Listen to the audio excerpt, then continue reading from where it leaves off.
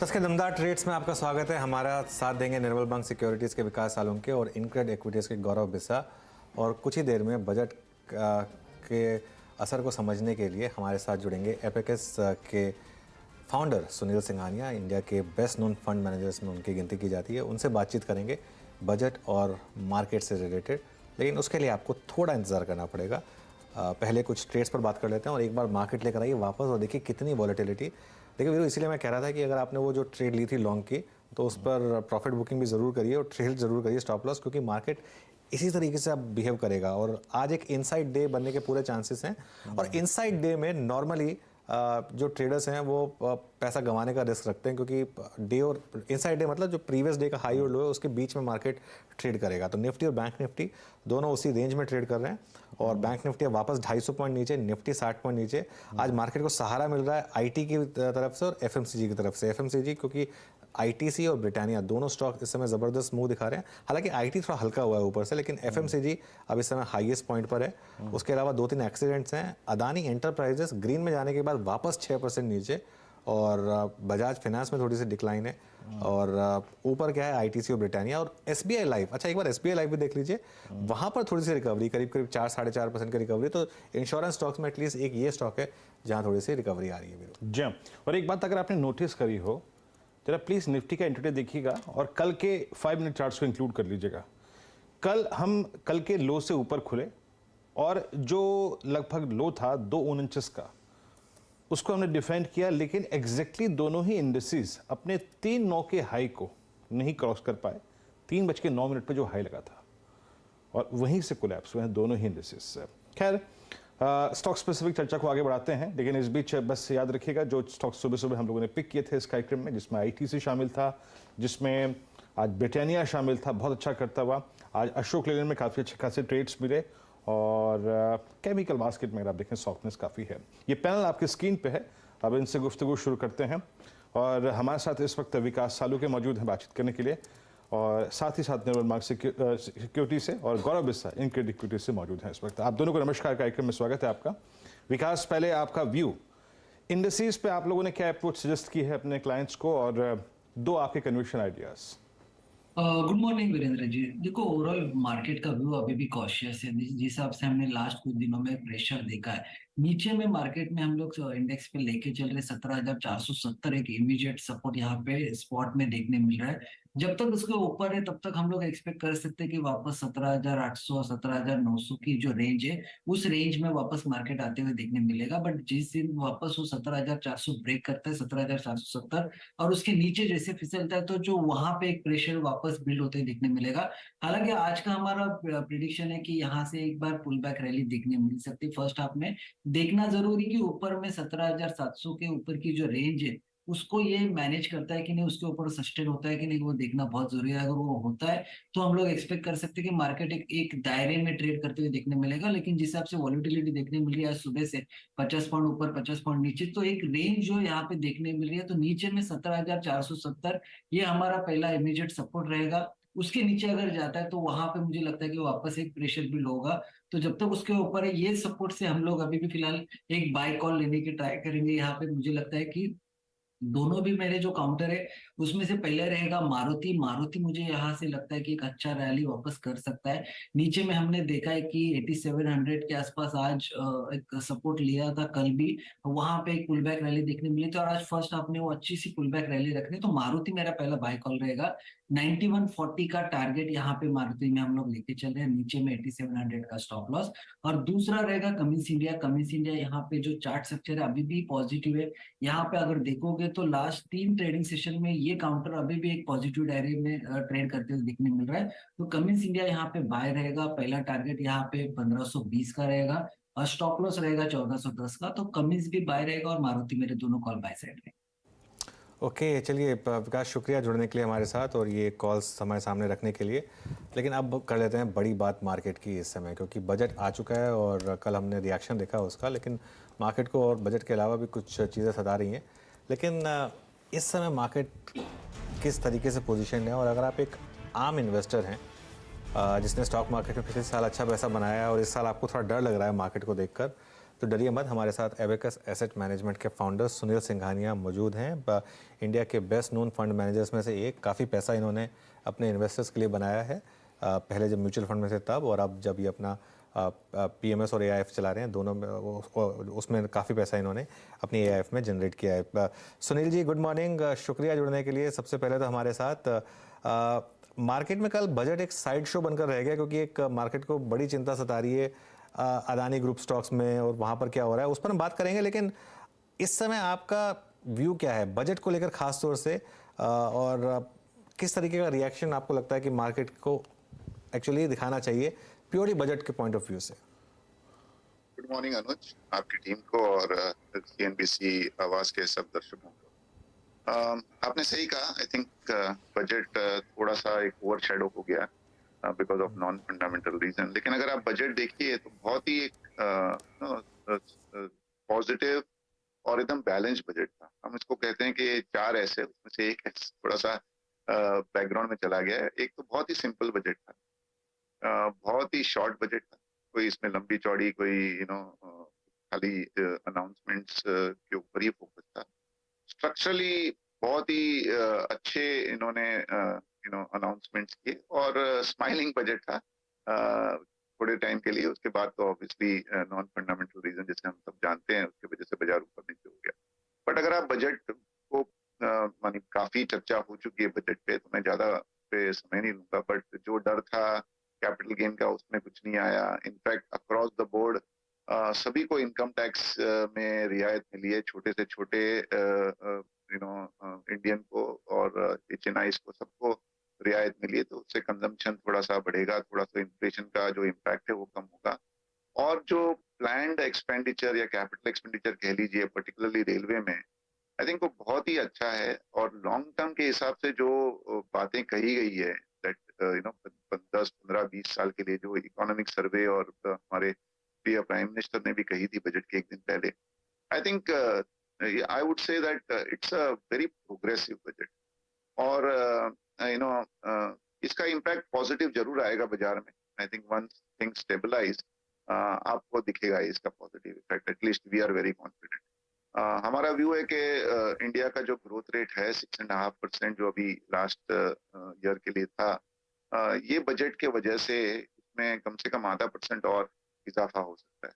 और जो number present किए गए बजट में वो बहुत रियलिस्टिक है। इनफैक्ट हमें लगता है कि we will exceed the projection as far as revenue is concern.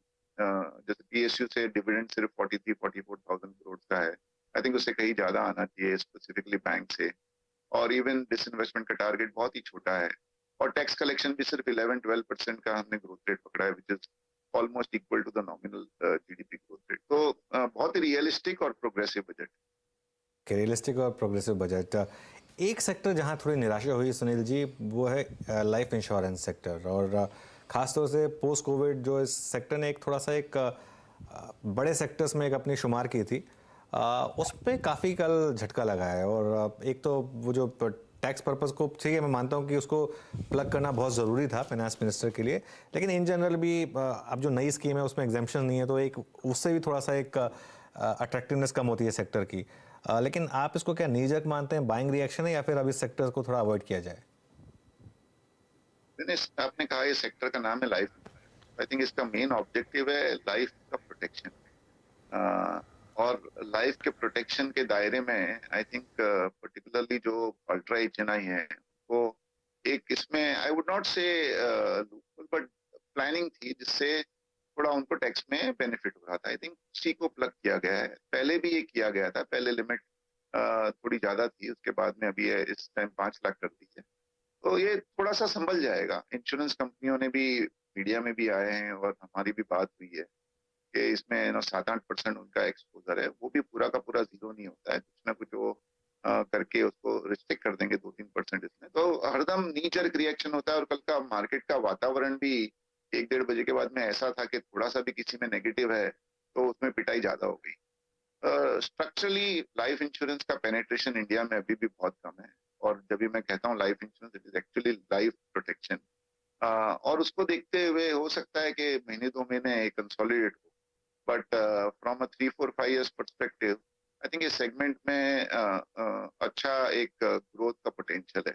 दूसरा, रेगुलेटर ये भी सोच रहा है कि लाइफ इंश्योरेंस कंपनी को जनरल इंश्योरेंस में भी ऑटोमेटिक काम करने की छूट दी जाए, तो भी एक अच्छा ट्रिगर हो सकता है। आई थिंक महीना 2 महीना मुझे नहीं पता, बट 2-3 साल के लिए भाव काफी अच्छे आ चुके हैं ये सब कंपनियों के इस सेक्टर में। और प्रोविजन के हिसाब से हो सकता है छोटा मोटा उनको एडजस्टमेंट करना पड़े और 1 आध साल के लिए उनका ग्रोथ भी थोड़ी सी कम हो। बट सब कंपनियां है ना सक्षम है एडजस्ट करने के लिए अपना बिजनेस मॉडल। और इसमें भी हमें कोई डाउट नहीं कि ये वाले सेक्टर में भी कंपनियां they will adjust. Sunil ji, अब मैं उन्हीं दो सेक्टर्स पे या फिर कंपनियों के समूह पे आऊँगा जिसका जिक्र अभी कुछ देर पहले आपने अपनी चर्चा में किया। एक तो कैपेक्स के फिगर्स के चलते कैपिटल गुड्स, और दूसरा रेलवे कंपनियां। अब रेलवे ने पिछले 5 साल में काफ़ी बड़े मूलभूत बदलाव हुए हैं। शायद मेरे ख्याल से इस साल का रेवेन्यू टारगेट रेलवे मेट भी कर लेगा। इतना स्ट्रॉन्ग आवंटन अभी पिछले 6 महीने में 7 महीने में रेलवे कंपनियों में अच्छा पैसा बना भी। दोनों पे अपना व्यू रखिएगा सर। कैपिटल गुड्स में कितना स्ट्रॉन्ग कमांड अभी भी रहेगा बाजार का? लुक एट कैपिटल गुड्स में एलएनटी को देखिए, सीमेंस को देखिए, एबीबी को, और एक ये धड़ा रेलवे कंपनियां, क्या यहाँ पैसा बनेगा भी? और कैपिटल गुड्स में दो तरफ से उनको बेनिफिट हो रहा है। एक तो ऑब्वियसली गवर्नमेंट का जो इंफ्रास्ट्रक्चर पे स्पेंड है वो काफी जोर से हो रहा है, जिसमें रेलवे भी इंक्लूडेड है, जिसमें दूसरे इंफ्रास्ट्रक्चर के पार्ट्स भी इंक्लूडेड है, एयरपोर्ट हो या रोड हो या इवन मेट्रो हो। और प्राइवेट सेक्टर में भी केपेक्स, आप स्टील कंपनियां ले लीजिए, सीमेंट कंपनियां ले लीजिए, इंडस्ट्री ले लीजिए, मशीनरी ले लीजिए, चाइना प्लस वन का बेनिफिट ले लीजिए। बाहर से जो कंपनियां इंडिया में अभी मैन्युफैक्चरिंग यूनिट्स लगाने की सोच रहे हैं और दिख भी रहा है हमें, जो यूरोप में जो लास्ट ईयर एनर्जी कॉस्ट की वजह से जो उनको झटका लगा, वो कंपनियां भी इंडिया में दिख रही है। चाइना प्लस वन मैंने कहा ही। आई थिंक दोनों गवर्नमेंट और प्राइवेट सेक्टर केपेक्स से काफी एक ऑर्डर बुक बढ़ती हुई दिख रही है। तो ओनली प्रॉब्लम इज इसमें जो अच्छी कंपनियां हैं उनके वैल्यूएशन बहुत ज्यादा हो चुके हैं। आई थिंक हमारे हिसाब से जब तक वैल्यूएशन थोड़े रीजनेबल नहीं हो, सेक्टर कितना भी अच्छा हो हम थोड़ा अवॉइड करते हैं। लेकिन स्ट्रक्चरल पर्सपेक्टिव से कैपिटल गुड बहुत ही अच्छा एक सेक्टर है।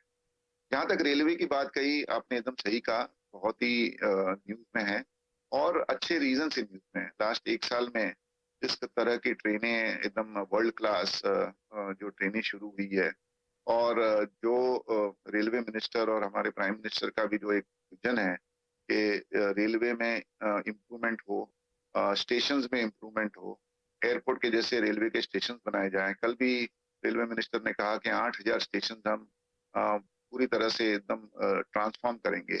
बुलेट ट्रेन की बातें हो रही है, मेट्रो 60 से 70 सिटीज में मेट्रो की बातें हो रही है। हमारी जो हाई स्पीड ट्रेन है वो ऑलरेडी चल चुकी हैं। आई थिंक रेलवे में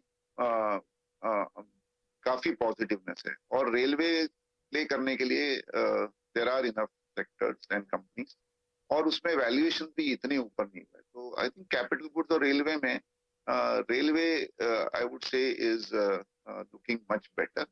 और वहाँ पे ईपीसी की कंपनियां हैं, उसमें वैगन बनाने वाली कंपनियां हैं, रेलवे लाइन लगाने वाली कंपनियां हैं, स्टेशन अपग्रेडेशन करने वाली कंपनियां हैं। उसमें जरूर एक हमें ध्यान रखना है।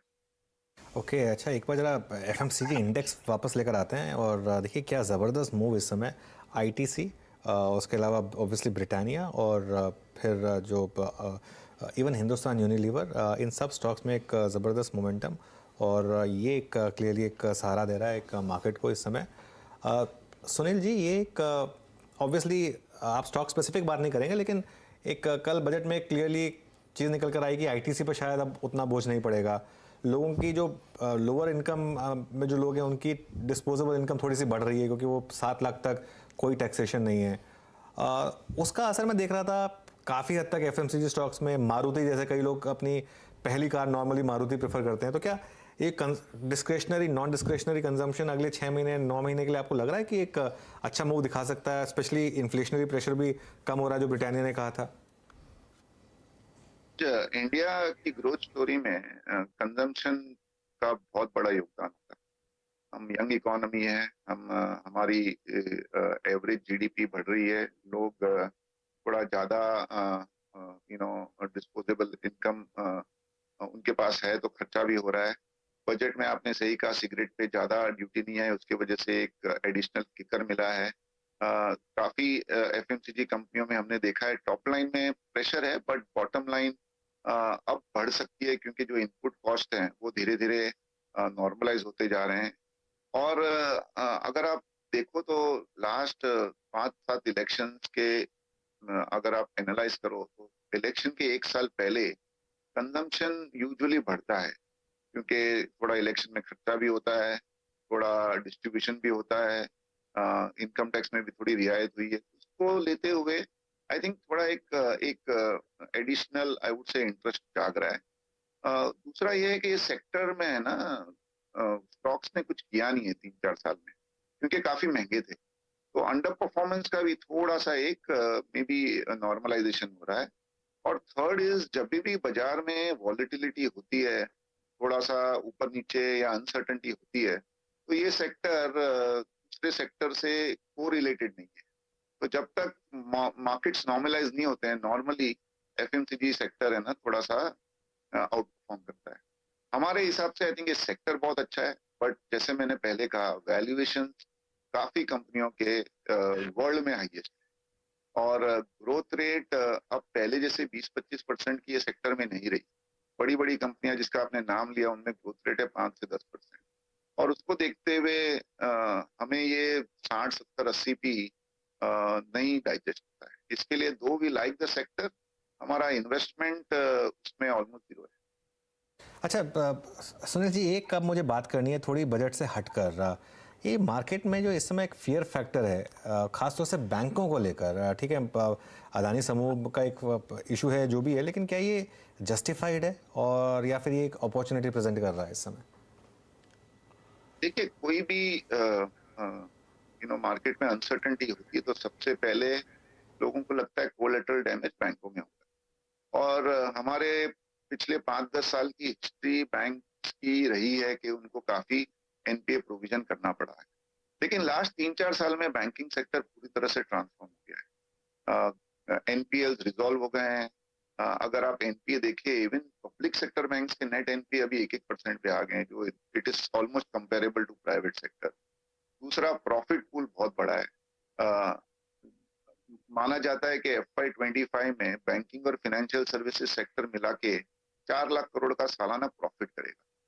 आई थिंक ये सबको देखते हुए मुझे लगता है कि बहुत ही ज्यादा ओवर रिएक्शन है। थोड़ा ओवर रिएक्शन नहीं, बहुत ही ज्यादा ओवर रिएक्शन है।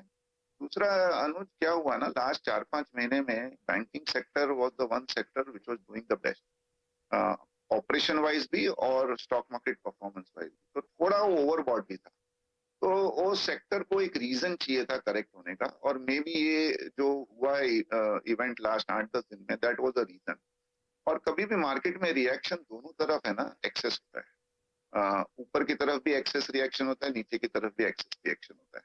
तो मे बी 2-3 महीने पहले जो छोटे बैंक थे उनका ऊपर की तरफ से ऊपर जाने में ओवर रिएक्शन था, और अब लास्ट 1 हफ्ते में नीचे जाने में ओवर रिएक्शन है। तो हमारा मानना है ये 8-10-15 दिन में स्टेबलाइज हो जाएंगे, और ये ऐसा सेक्टर है जिसमें 2-3 साल का तो क्लियर विजिबिलिटी है अच्छे प्रॉफिट का। हम देश के बढ़ने की बात कर रहे हैं, केपेक्स की बात कर रहे हैं, तो आई थिंक ये सेक्टर में डिमांड भी आएगी क्रेडिट की। इंटरेस्ट रेट्स भी हमें लगता है कि अभी पीक आउट होना शुरू हो गए हैं। कल बाजार में जो भी हुआ, लेकिन हमारी यील्ड्स कल थोड़ी सी नीचे आई क्योंकि हमारा जो बोरिंग प्रोग्राम जो फाइनेंस मिनिस्टर ने प्रेजेंट किया वो एक्सपेक्टेशन से कम था। यूएस में भी यील्ड्स अभी पीक आउट होना शुरू हो गई हैं। उधर भी 25 बेसिस पॉइंट इंक्रीज हुआ, लेकिन 10 ईयर यील्ड्स इनफैक्ट नीचे आए, और फॉर द फर्स्ट टाइम अब ये उम्मीद होने लगी है वहां पे भी कि 2023 के सेकेंड हाफ में रेट कट्स होना शुरू हो जाएंगे। तो आई थिंक ये सबको देखते हुए we are very positive on the bank. अच्छा सर, आपने जब रेट कट्स का जिक्र किया, आई मीन ईश्वर करे ऐसा ही हो, जल्द से जल्द होइए, लेकिन अब जैसे यूएस में कल अगर आप देखें जो फेड का निर्णय था और नैस्डैक की जिस प्रकार की प्लेसमेंट है, मैं अल्टीमेटली अगर आप देखिए अपना प्रश्न केंद्रित कर रहा था आईटी की तरफ। कुछ दिनों पहले बाजार को कंफर्ट नहीं था इस स्पेस में, अब थोड़ा सा प्राइस भी कंफर्टेबल है, और इस अर्निंग सीजन को देखने के बाद और यूएस की स्थिति को देखने के बाद वहाँ की रेट हाइक और फर्दर रेट हाइक की इंटेंसिटी को एक्सपेक्ट करते हुए सर, आप आईटी पे क्या व्यू रखते हैं? आपसे जो हम बातचीत कर रहे हैं तो बाजार थोड़ा तंग है, लेकिन निफ्टी आईटी करीब 400 अंक के ऊपर है। Your take on Nifty IT? तो वीरेंद्र जी, एक्चुअली क्या हो गया है ना, आजकल हम सब चीजों में ओवर एनालिसिस करते हैं। तो जो पहले ट्रेंड 2-3 साल तक चलता था, आजकल हम हर 2 महीने में वो ट्रेंड को चेंज कर देते हैं। I think Indian IT services sector थोड़ा डिफरेंट है। वो बैकएंड सपोर्ट है। कंपनियां इंडियन आईटी सर्विसेज सेक्टर में बेस्ट इन द वर्ल्ड है। सेक्टर में इंडिया लीडर है वर्ल्ड में बाई फार। कंपनियां, इतना बोला जा रहा था कि स्लो डाउन है, फिर भी दिसंबर में रूपी टर्म्स में हर बड़ी कंपनी ने 15% के ऊपर का प्रॉफिट दिया है, जो बैंक के बाद में सेकेंड हाईएस्ट है। और वैल्यूएशन भी अभी रीजनेबल हो गए हैं।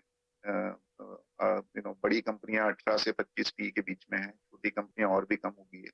और ये ऐसा सेक्टर है जिसमें जो प्रॉफिट बनाते हैं पूरा का पूरा कैश फ्लो है, और वो पूरा डिस्ट्रीब्यूट कर देती है कंपनियां, either bye way of huge dividends और बायबैक। तो उसको रहते हुए हमारा व्यू है कि नियर टर्म में एक हफ्ते, एक क्वार्टर, 2 क्वार्टर यूएस में क्या होगा किसी को भी नहीं पता। But our view is positive. US में नैस्डैक में नेटफ्लिक्स जैसी कंपनियां 15 पी पे आ गई थी। कल मेटा जो फेसबुक है, उनका रिजल्ट आया, रिजल्ट के बाद में 20% ऊपर है वो, बाजार बंद होने के बाद में। आई थिंक वहां पे, जैसे मैंने कहा, यहाँ के जैसे वैल्यूएशन ओवर हो गए थे और नीचे में ज्यादा नीचे चले गए थे। आई थिंक ये एक नॉर्मलाइजेशन का सिलसिला जारी है, ये 3-6 महीना लगेगा। I think let the world stabilize. दूसरा, एटलीस्ट मेरा व्यू बहुत क्लियर है कि 2022 में जो ग्लोबली हेडविंड्स थे, ग्लोबली हेडविंड्स क्या थे? Inflation, high interest rate, slow down, gas prices being very high, China में कोविड का लॉकडाउन, वो सब टेलविंड हो गए हैं। हम तो 6 महीने से कह रहे हैं कि ऑयल का भाव $60-70 हो जाएगा। मुझे ये भी लगता है कि अप्रैल में 23 तक इन्फ्लेशन यूएस में 0 हो जाएगा, क्योंकि बेस इफेक्ट है। अप्रैल में 22 में inflation was at the highest. अब जैसे जैसे टाइम आगे जाएगा, because of base effect, inflation 0 हो जाएगा। और we are very clear, we are not economist, कि इसको देखते हुए ये जो फियर है इंटरेस्ट रेट इंक्रीज का, ये खत्म होना ही है, जो अभी हो रहा है। आई थिंक और चाइना भी ओपन अप हो रहा है, तो ग्लोबल इकोनॉमी भी ठीक होगी। यूरोप में जो गैस प्राइसेस 10 गुना हो गए थे, अब वो रशिया इन्वेजन के पहले के भाव से भी नीचे हो गए। तो वहां पे भी थोड़ा सा है ना, ग्रीन शूट दिख रहा है। तो globally 23 is going to be much better than 22। और जैसे जैसे वो व्यू आएगा ना, तो I think this fear of slow down for IT services in India वो कम हो जाएगी। 0 नहीं होगी, बट कम हो जाएगी। उसी से रिलेटेड मेरा सवाल है सुनील जी, और वो अब थोड़ा मार्केट से रिलेटेड है, क्योंकि एक मैं मधु भाई से बात कर रहा था और पीछे प्रशांत जैन जी से बात हुई थी, तो उन दोनों ने एक रिस्क फैक्टर इस मार्केट में इस साल बनाया कि इस साल अगर एफआईएस की सेलिंग उसी पेस पे जारी रही तो थोड़ा ज़्यादा बड़ा रिस्क है कंपेयर टू लास्ट ईयर, क्योंकि लास्ट ईयर पूरा डोमेस्टिक ने अब्जॉर्ब कर लिया था, लेकिन इस साल डोमेस्टिक के पास काफ़ी ऑप्शंस हैं, क्योंकि फिक्स इनकम काफ़ी हाई यील्डिंग है। आपका क्या व्यू है उसको लेकर, स्पेशली फंड फ्लोज को लेकर, क्योंकि आप काफ़ी डोमेस्टिक पैसा भी मैनेज करते हैं? तो एक तो एफआई फ्लोज इंपॉर्टेंट है हमारे देश के लिए, there is no doubt about it. But एक जो लास्ट 2 डिकेड से जो हमारी गवर्नमेंट और सक्सेसिव फाइनेंस मिनिस्टर ने जो एनकरेज किया है डोमेस्टिक इन्वेस्टर्स को इक्विटी का एक कल्चर बनाने के लिए, I think that is helping. तो आपने जैसे कहा, फॉरेनर्स ने बेचा, डोमेस्टिक ने खरीद लिया। ये पहले महीने में भी फॉरेनर्स ने बेचा, डोमेस्टिक ने पूरा माल खरीद लिया। बट मेरा जो इंटरेक्शन ग्लोबल इन्वेस्टर से भी होता है, I think they are looking at India very very. हाँ, लास्ट 8-10 दिन के जो इवेंट हुए हैं उससे हो सकता है कि थोड़ा सा वो डिले हो जाए, but India is standing out. IMF की भी रिपोर्ट आई उस दिन, India is the fastest growing economy in 22 and is expected to be the fastest growing economy in 23 and 24। जो ग्लोबल इन्वेस्टरों ने, जो कंट्री है जिसमें डेमोक्रेसी नहीं है, जैसे रशिया या इवन चाइना, उसमें बहुत पैसा गवाया है, क्योंकि वहां पे पॉलिटिकल स्टेबिलिटी नहीं है, एक वन मैनशिप है। आई थिंक इधर India will benefit because of that. Till 45 India is going to be a young economy, democracy हमारे फेवर में, तो India stands out as one economy which can grow at 6-7%। आप देख लीजिए even earning estimate, despite all this, India का जो earning growth है 24, 23, 24, 25, it will be anywhere between 13-14 to 17-18%। और वैल्यूएशन जो 20-22 पी हो गए थे, अगर आप 25 लो तो 16.5 टाइम हो गए, और अगर आप 24 भी लो तो 17-18 टाइम आ गए, which is not extra ordinarily expensive. तो आई थिंक ये सबको देखते हुए मैं तो बहुत पॉजिटिव हूँ कि फॉरेन इन्वेस्टर्स का भी पैसा आएगा और डोमेस्टिक इन्वेस्टर्स का तो आते रहेगा। इनफैक्ट आपने जिक्र किया हमारे फंड का, लास्ट 4-5 दिन में जब करेक्शन आया है, flows have increase dramatically from HNI, और हम HNI कैटेगरी को ही केटर करते हैं। तो बहुत एक मेच्योरिटी दिख रही है। जो इन्वेस्टर ने 6-8 महीने तक पैसा नहीं डाला था, वो देख रहे थे सही अपॉर्चुनिटी, तो ये जो 5-6% फॉल आया है लास्ट 1 महीने में, वो smart money is looking at investing gradually. तो आई स्टे पॉजिटिव। खाली एक डिस्क्लेमर है, मैं 20-25-30 साल से इंडिया में पॉजिटिव हूँ, तो मेरे जो व्यूज हैं आपको थोड़ा पिंच ऑफ सॉल्ट से ले सकते हैं, बट मैंने तो यही माना है कि जो भी इंडिया में पॉजिटिव है 20-30 साल से, वेल्थ उसी की बनी। जी हाँ। अच्छा सर, नहीं वाकई अगर आप देखें उत्साहजनक है आपका ये पॉजिटिव व्यू, और होना भी चाहिए। एक स्पेस सुनील सर जिसमें बस आप थोड़ा सा आजकल इंटरेस्टेड नहीं है। आई मीन आपने क्योंकि कुछ देर पहले जब CY22 की आप दिक्कतों का जिक्र कर रहे थे, आपने कमोडिटीज़ का जिक्र किया, high gas prices, high crude prices. कुछ कमोडिटी यूजर्स को लेकर बाजार थोड़ा सा कंफर्टेबल नहीं है, अर्निंग्स के बाद थोड़ा इंटरेस्टेड नहीं है। Just putting instance of Asian paints, Pidilite, और ये हिस्टोरिकली कंपनियां बहुत अच्छा पैसा बना के दे गई हैं, वेल्थ क्रिएटर्स हैं ये। इस बार सीरियस डिप है इनमें, आपका व्यू इस स्पेस पर सर? जी, मेरा व्यू बहुत क्लियर है। These are great companies, heads of promoters, domestic, जो उन्होंने ब्रांड क्रिएट किया है, and they have done much better than global brands, and really adore them, and many other company. But हमारा view है that as investor we have to buy good company, लेकिन the best company is not necessarily the best stock if it is priced beyond perfection. कोई company अगर 10% पे grow हो रही है, वो 80-90 पी देना एटलीस्ट मेरे तो नेचर में नहीं है। We are a value conscious investor, और हमारा ये व्यू रहा है that ultimately what you pay today should be made good by way of future profitability. I think great companies, but may be not great stocks because of the valuation which they are trading at. जहां तक commodity का सवाल है, I think commodities ऊपर नीचे होते रहेंगे, थोड़े मार्जिन ऊपर नीचे होंगे, बट इंडियन मार्केट को उससे ज्यादा फर्क नहीं पड़ता है, because the way Nifty structured. काफी कंपनियां जिनको कमोडिटी बढ़ने से फायदा होता है, और काफी कंपनियां जिसको कमोडिटी गिरने से फायदा होता है, तो ये बैलेंस हो जाता है। I think India that way is a very stable country, very diversified in the economy, lot of companies, very liquid market. So I think you have to look at all these factors. Sunil ji, शुक्रिया जुड़ने के लिए हमारे साथ, और ये अब सारी बात रखने के लिए। तो एक थोड़ी सी सूदिंग वॉइस की ज़रूरत थी मार्केट को इस समय, और शुक्रिया आपने टाइम निकाला हमारे लिए अपने बिजी शेड्यूल से और बात की हमारे साथ। चलिए, तो ये एबेकस के सुनील सिंघानिया का व्यू। मार्केट इस समय बहुत वॉलेटाइल, और सबसे बड़ा एग्जांपल है उसका अदानी ग्रुप। एक बार जरा वापस अदानी एंटरप्राइजेस लेकर आइए, फिर 9% नीचे, और फिर टेम्परेरी डाउन फ्रीज की तरफ ये स्टॉक जाता हुआ खुला अपर फ्रीज पर, फिर लोअर फ्रीज पर गया, 15% तक गया, उसके बाद फिर पूरी की पूरी रिकवरी आई उसमें, और अब वापस ये स्टॉक जो है ये 9% नीचे। तो यही मार्केट का थोड़ा सा मूड अभी भी बिगाड़ रहा है। बैंक निफ्टी खास तौर से फिर ऑफ डेज हाई, लेकिन बाइंग है FMCG में और बाइंग है IT में। Neeraj ji, over to you. आज अप्पू घर का मजा लीजिए आप। उतार चढ़ाव। एक्चुअली मैं भी देख रहा था ऊपर की, मतलब इतने बड़े बड़े मूव ग्रीन और रेड में एक साथ हो रहे हैं, और कैश वाले तो फ्रीज है लोअर पे ही। तो मेरे तो बाजार की यही एक चिंता है, बाकी तो सब ठीक ठाक दिख रहा है। आज शाम बड़ी संगीन सी रंगीन होगी, देखिए क्या होता है आज। एक्सपायरी भी है, और अदानी ग्रुप के स्टॉक्स, जैसे अनुज सुबह कह रहे थे कमेंट्री में, एट डिसाइडर डे है। Over to you.